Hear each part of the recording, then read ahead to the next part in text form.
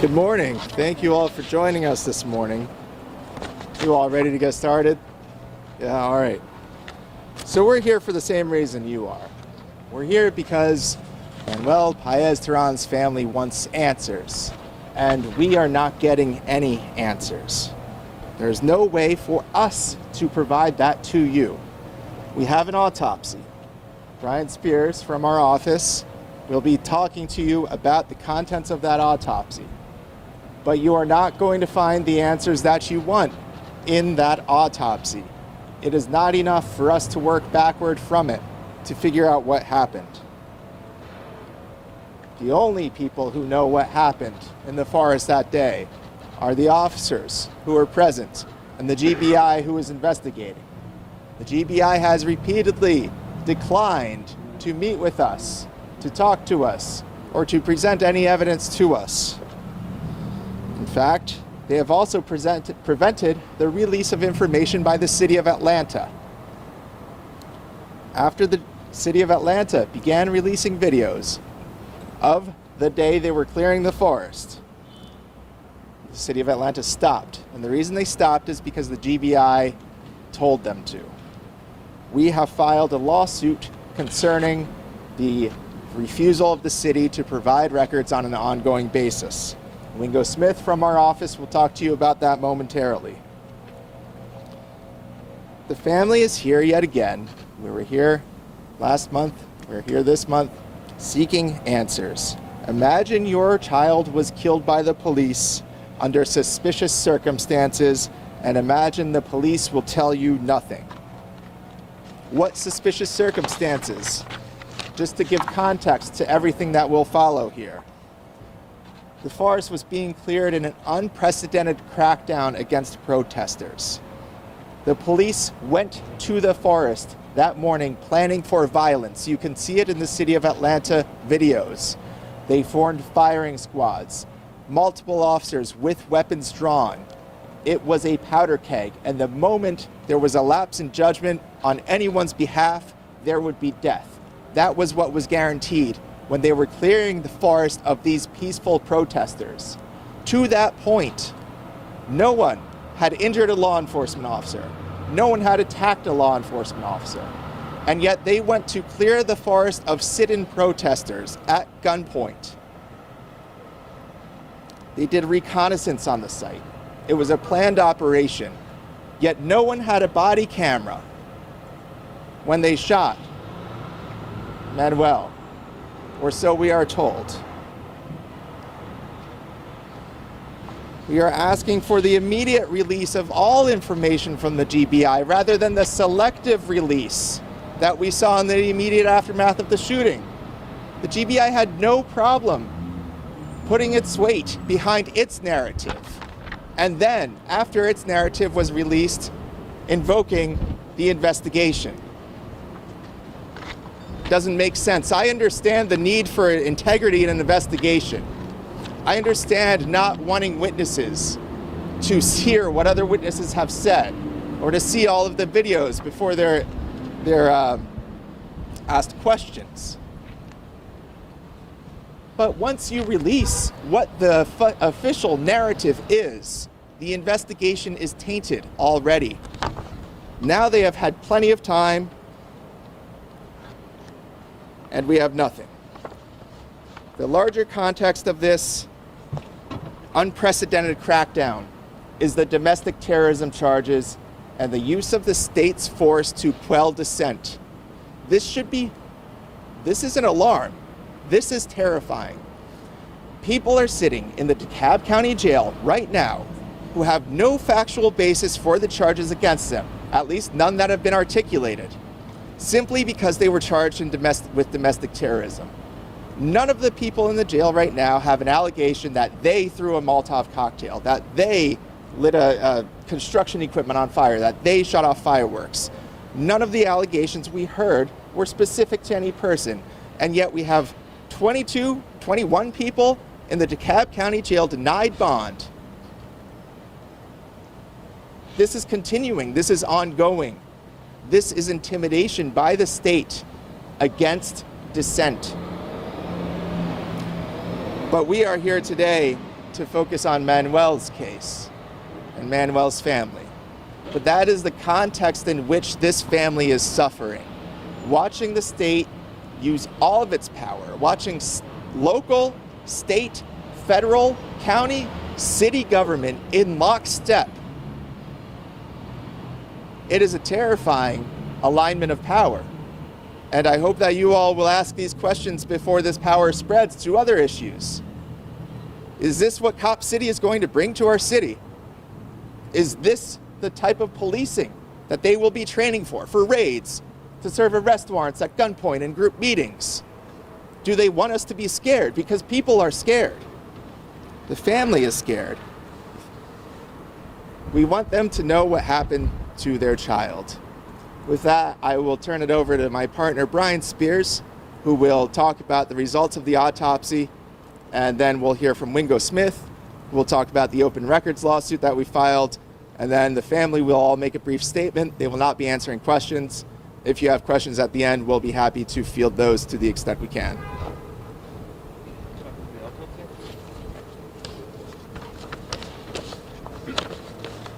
Thank you, everyone. My name again is Brian Spears.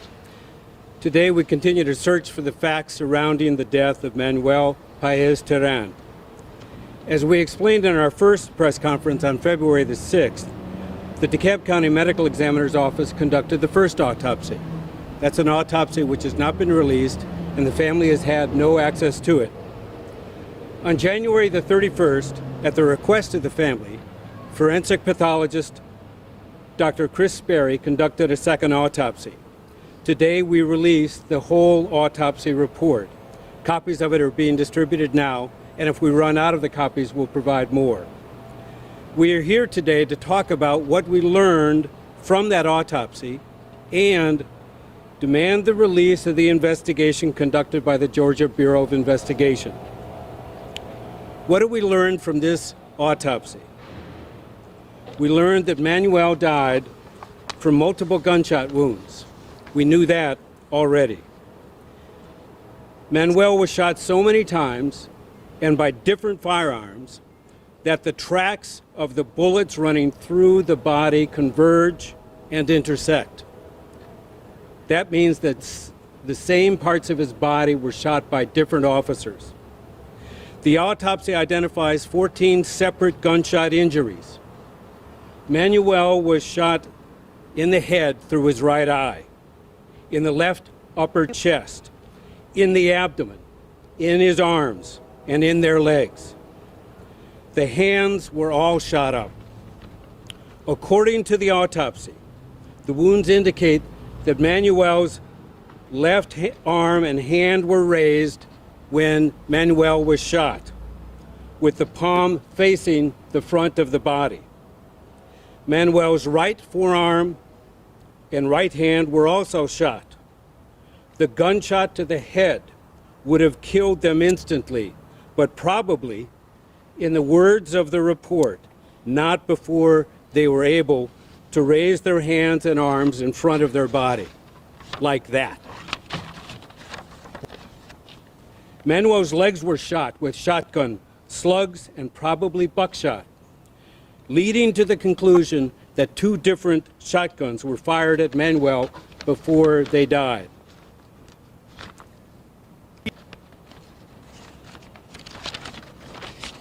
The wounds to the legs are consistent with Manuel having been shot while they were sitting down cross-legged. Manuel was likely shot by individuals, according to the report, standing in front of them relatively close. Manuel was looking death in the face, hands raised when killed. Manuel was looking death in the face, hands raised when killed. We still do not know what happened in the forest on the morning of January 18th. We do not stand here today telling you that we know what happened. This second autopsy is a snapshot of what happened, but it is not the whole story. What we want is simple. GBI, meet with the family, and release the investigative report. Thank you.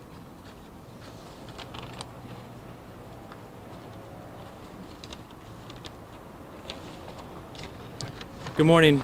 My name is Wingo Smith. 8 days after law enforcement officers shot Manuel, we began asking for records from different departments in Georgia about what happened that day. The Atlanta Police Department did the right thing when they promised to provide those records to the family, including recordings from the morning of January 18th, 2023. But the recordings are powerful. It is one thing to say law enforcement shot Manuel 13 times. It is another to hear it.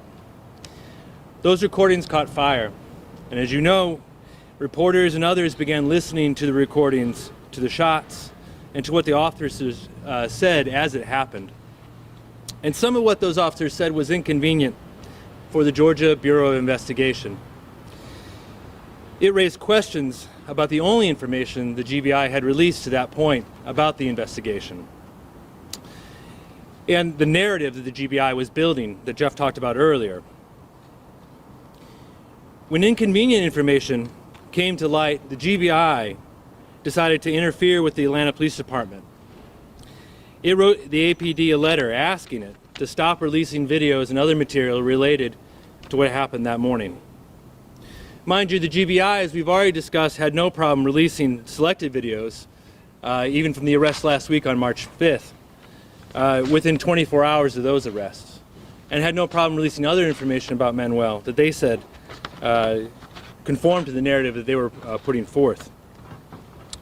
Also, in addition to the GBI, the Attorney General's office sent a letter to the City of Atlanta advising it didn't have to release the records to the family. It appears there has been a coordinated campaign to silence the City of Atlanta, and it worked.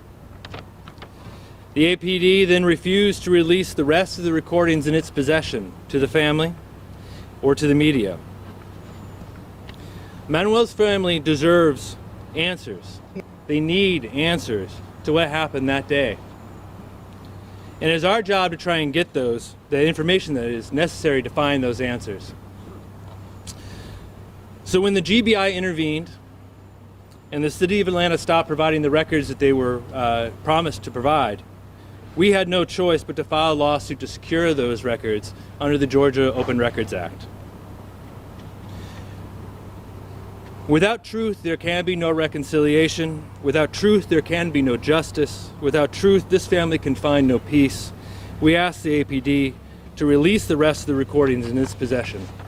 Thank you for your time this morning.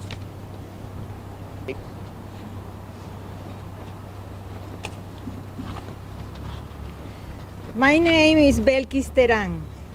My child, Manuel Esteban Paez Teran, was killed here in Atlanta on the 18th of January 2023. We still do not know anything. It was killed our most beloved family member and the most caring person that any group of people could have, and there is only silence.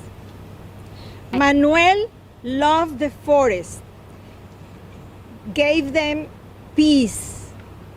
They meditate there. The forest connect them with God. I never thought that Manuel could die in a meditation position. My heart is destroyed. I invest so much time, care, and dedication to educate my children to become active members of a society. I gave them love and compassion as tools to make the world a better place. But now there is no answers.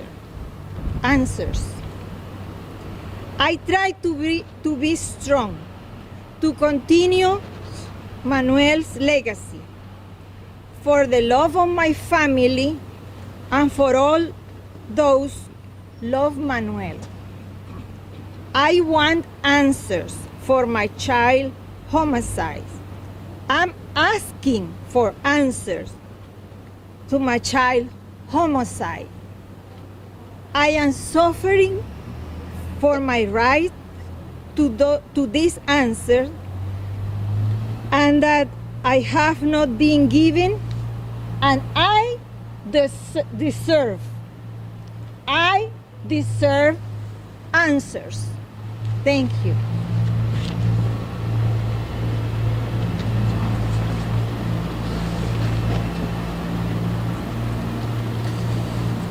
My name is Manuel Paez. Even amongst friends and family, the narrative the police have laid out is believed. My life has been frozen, with Manny being guilty until proven innocent. I would like to share how that has affected me. This is an example of messages I have been receiving. I quote, "I'm glad your son got killed firing a gun at cops. It was a cowardly act of his, and he got what he deserved. You scumbags, go back to the country you came from. It's been a burden I've mostly kept hidden from my family. I share it now because I need to know the truth. All of this is occurring while people are terrified of police escalation. I can't even attend a vigil for Manny without 10 cop cars showing up, or a low-flying helicopter showing up to intimidate us. In Atlanta, I feel hated. The current narrative is that my voice values less for being out of state, despite my 10 years of military service. It's ironic, I'm trusted with nuclear secrets, but I am not trusted with the evidence of my siblings' murder."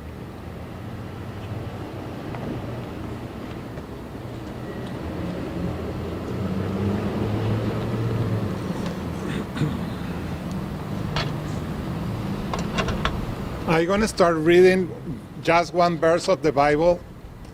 It's a promise from Jesus Christ. "Blessed are those who are persecuted because of righteousness, for theirs is the kingdom of heaven."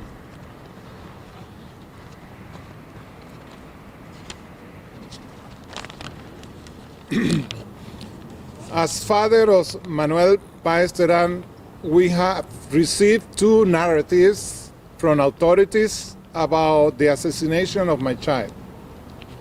The first narrative we got come less than 24 hours of his assassination. There was a violent individual that hurt an officer. That is the narrative expressed by the governor of Georgia, Atlanta mayor, and chief of police. Family has not been informed. The second narrative that came once Atlanta police revealed to the public some videos of their body cameras. The officer heard was hit by one of their own. It's so-called friendly fire.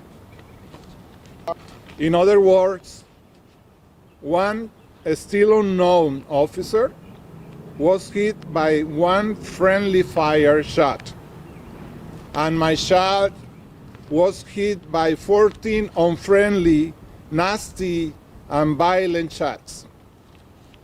My child was an upstanding individual that gave his life for others. They gave his life for his ideals. They defend the environment. They convince others with conviction and also with understanding, and never with violence. My child is a hero.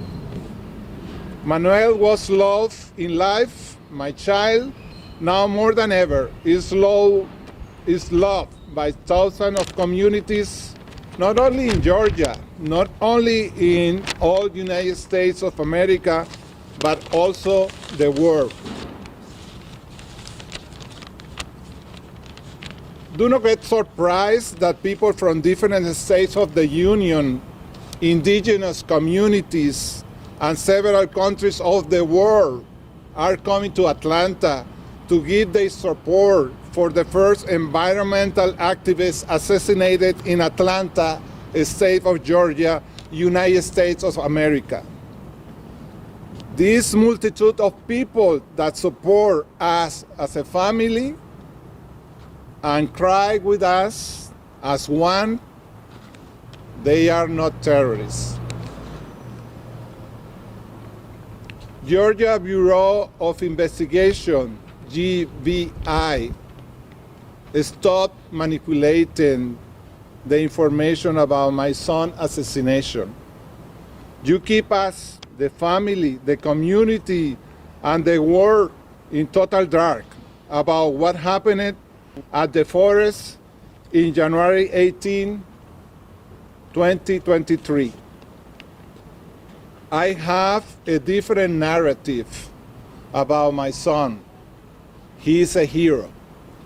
We demand information to our attorneys so we can proceed with a real and independent investigation.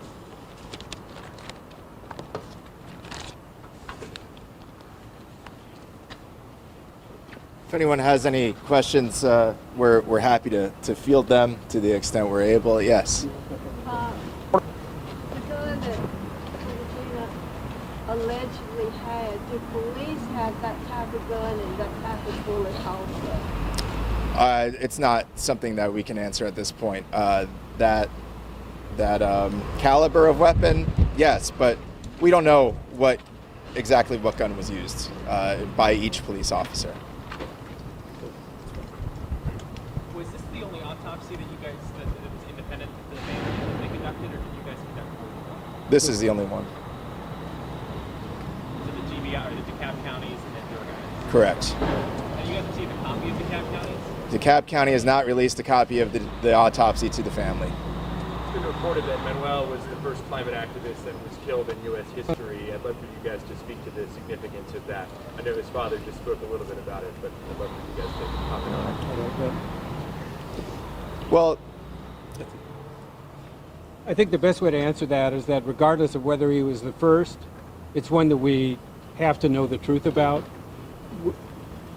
We aren't keeping score in terms of who was the first, and not to malign your question, but it's important because of who he was. It's important because of why he was there, and it's important for all of us to be able to know the full story. We don't have that, and again, like I said before, we don't have all the answers. We're not pretending to have them, but we represent a family who has lost their son, and a family who now is seeking answers from the only sources that are available to us. Remember again, this man in the forest was alone when he was confronted by the array of officers. The officers who in turn are interviewed by the GBI give us an additional picture of what happened. We want that investigative information. We're familiar with responding to and being involved in police investigations. We know what it takes to do them. We also know what it takes to review them and have an opportunity to do that as well. So I hope that it, at least in part, answers your question. But it also speaks to what's going on in the city, right? We went through Standing Rock, far more contentious. Didn't happen there. Why did it happen here? Why did it happen when they were just clearing the forest of people staging sit-in protests? What is going on, and what are they willing to do to get this thing built? It's a display of force that, whatever happened that actually led to the moments of the shooting, like I said, this was a powder keg. They were going out there, forming a firing squad, surrounding tents, shooting pepper balls into them to clear a peaceful protester. And so, it's exactly what I said before. There are alarm bells going off. There should be. The type of alignment that we're seeing is frightening. And a state trooper was injured during this incident. Does the autopsy that you guys this independent autopsy, does it show that there was any gunpowder on Manuel's body, on their hands? It doesn't show that one way or the other, because as the autopsy, you'll read it in the autopsy, but body's typically washed after the first autopsy, and that's not something that would be recovered in the subsequent one. To clarify, you're saying the entrance, the exit, the gunshots, his hands were like this, not raised like that? That's what it appears from the report. What we're conveying to you is the information that both is contained in the report and the conclusions that can be drawn from it. Again, it's a snapshot. It doesn't give us the whole story. It doesn't tell us what was happening a minute before, 10 seconds before the entry wounds occurred.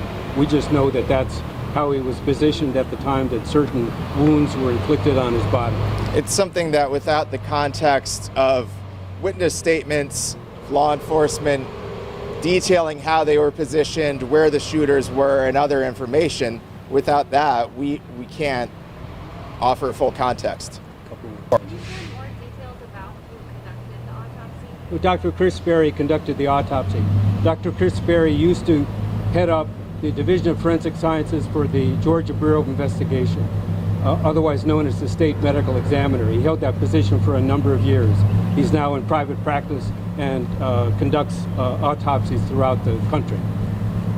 A little bit more to this, alleged lack of transparency. Do you feel that this is something that's isolated to this specific case, or is there a pattern with the agencies in terms of that?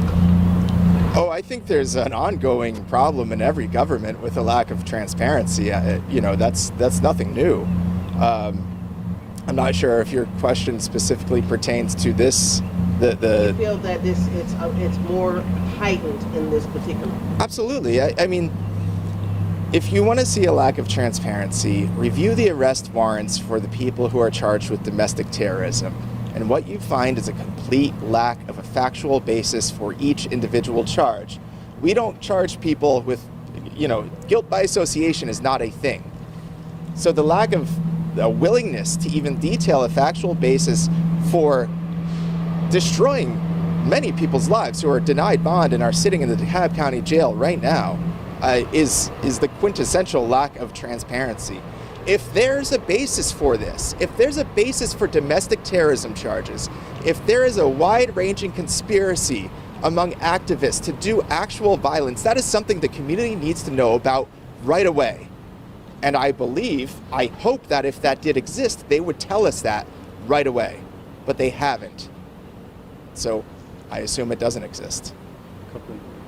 We'll do one or two more if anyone has anything else. I reported an autopsy. I mean, you had said that Manuel's hands were raised. They were raised with the palms towards his body at the time that they reflected by the entry and exit wounds. That's what we can tell. So, but how, obviously I'm not a doctor. How, sitting down, how was the doctor able to determine how he was sitting and all of that?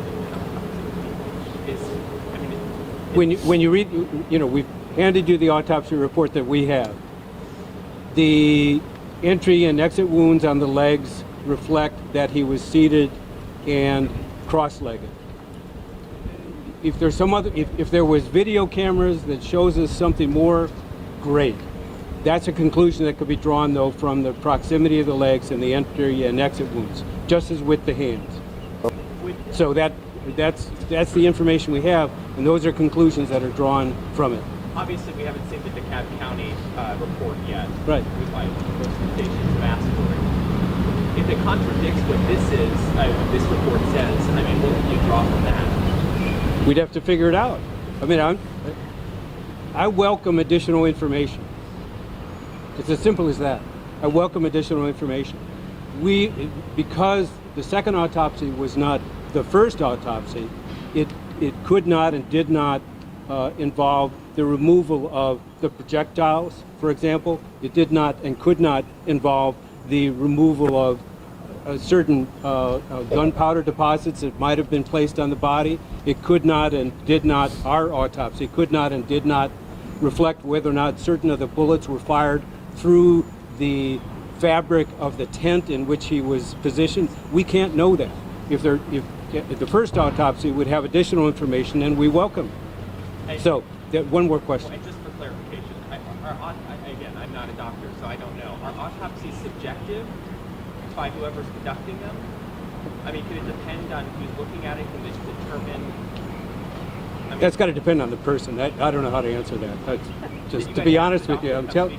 Excuse me. You guys asked the doctor who conducted the autopsy. We're not. We're not No. trying to litigate this case with limited information, and you're not going to find the answers that we all want in that autopsy. We need more information from the GBI. Dr. Sperry is not going to solve this for anybody. The GBI knows. The GBI has the evidence. That's where you'll find your answers. All right. Thank you all very much for coming, and we'll see you again next time.